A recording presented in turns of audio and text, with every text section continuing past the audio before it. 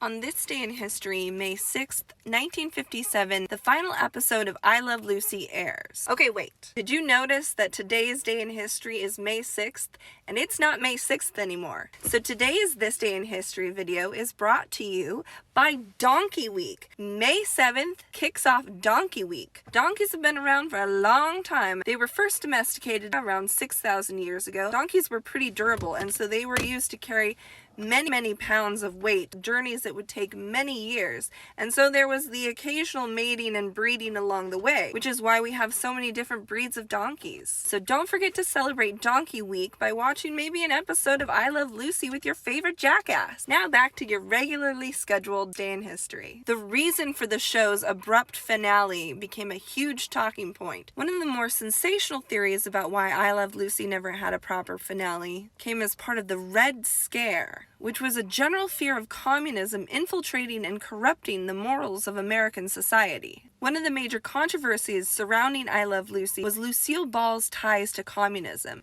It was even reported that she attended a communist meeting and registered as a communist, although Lucille says that she was just doing it as a favor for her grandfather and was never really an active member. Anyway, it's generally accepted that this is not the real reason for the show's abrupt finale.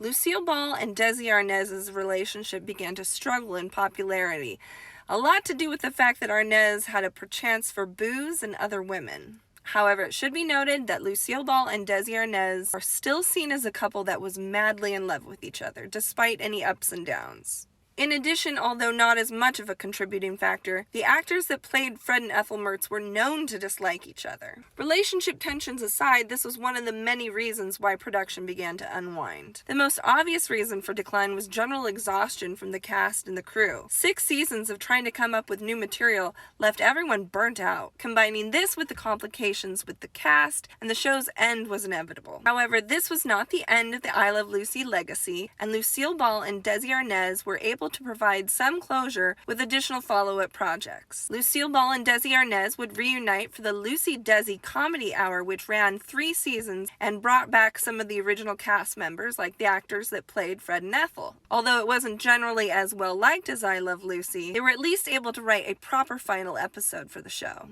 The final episode, Lucy Meets a Mustache, features a significant kiss between Lucy and Ricky Ricardo, symbolizing the end of their on-screen partnership as well as their off-screen relationship. Lucy filed for divorce a few days after the episode. I loved that show. I Love Lucy, that was one of the few shows that I could watch. I couldn't watch Bewitched. Oh no, no witches. I Dream of Jeannie, however, I was allowed to watch. How is it that I could watch I Dream of Jeannie, which was controversial for the time because of Barbara Eden's outfit, and it's a genie? How is that less satanic than a witch? Small town conservative logic.